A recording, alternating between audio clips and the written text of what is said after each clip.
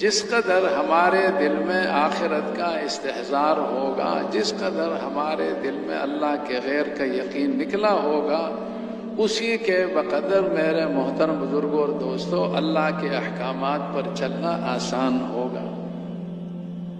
جس قدر ہم کلمے کی دعوت دیں گے، جیسے نماز کی اپنی تاثیر ہے وہ یہ ہے ان الصلاۃ تنہی عن الفحشاء والمنکر،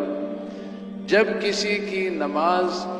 حضور صلی اللہ علیہ وسلم کے طریقے کے اعتبار سے مکمل ہو جاتی ہے، خشوع خضوع کے اعتبار سے مکمل ہو جاتی ہے،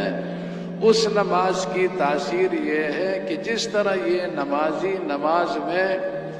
ہر حال میں اپنی زبان، اپنا دل، دماغ اللہ کے حکم حضور کے طریقے کے مطابق استعمال کر رہا ہے، تو زندگی کے جس شعبے، زندگی کے جس کام میں یہ نمازی لگے گا،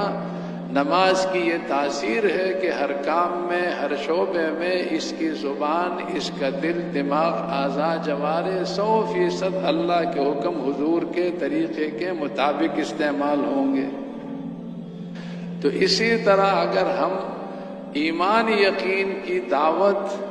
اجتماعی طور پر، تو دعوت کا موقع پوری جماعت میں کبھی کبھی کسی کو ملتا ہے، کبھی نہیں ملتا، ملے گا بھی تو 3-4 کو ملے گا،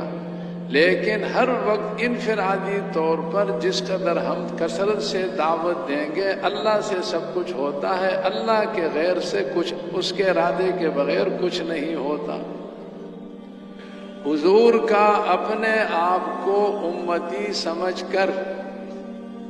حضور صلی اللہ علیہ وسلم کا امتی ہونے کے اعتبار سے پورے عالم کی حضور کے اتباع میں اپنے اوپر ذمہ داری سمجھ کر، قیامت تک آنے والے انسانوں کی ہدایت کی، محنت کی اپنے اوپر ذمہ داری سمجھ کر، ہم کسی گھر، حجرے، بیٹھک، دکان، ریل یا بس میں یا جنگل میں 1-2-3 آدمیوں سے کہیں گے اللہ سے سب کچھ ہوتا ہے، اللہ کے غیر سے نہیں ہوتا، تو اس نیت، سوچ اور جذبے کے ساتھ اس 1-2-3 کو یہ کہنا اللہ سے سب کچھ ہوتا، اللہ کے غیر سے نہیں ہوتا، پوری دنیا کے غلط یقینوں پر اس کا اثر پڑے گا۔ پھر میرے محترم بزرگوں اور دوستو، 1 کو، 2 کو، 3 کو، 4 کو ہم یہ کہیں گے ملک میں کامیابی نہیں، مال میں کامیابی نہیں، عہدے منصب میں کامیابی نہیں، مادی چیزوں اور نقشوں میں کامیابی نہیں، جس حال میں جو اللہ کا حکم ہے اس کو اللہ کی رضا کے جذبے سے، اللہ کے دھیان کے ساتھ، حضور اقدس صلی اللہ علیہ وسلم کے طریقے کے مطابق پورا کرنے میں ہماری کامیابی ہے۔ اس دعوت کے اثرات پوری دنیا کے مادی غلط یقینوں پر پڑیں گے۔ یہ آدمی ایک چھوٹی سی 10 گھروں پر مشتمل بستی میں گشت کرے گا، اس گشت کے اثرات پورے عالم پر پڑیں گے۔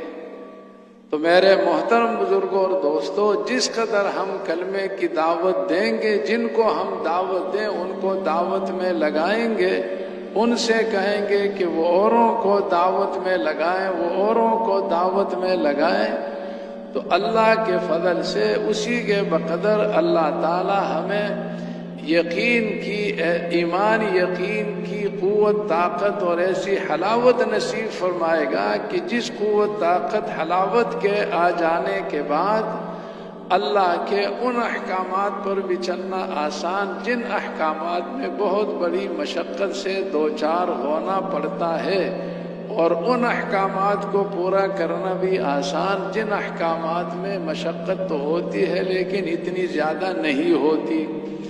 کچھ گناہ ایسے ہیں جن کے کرنے میں اس نفس امارہ کو بڑی لذت محسوس ہوتی ہے،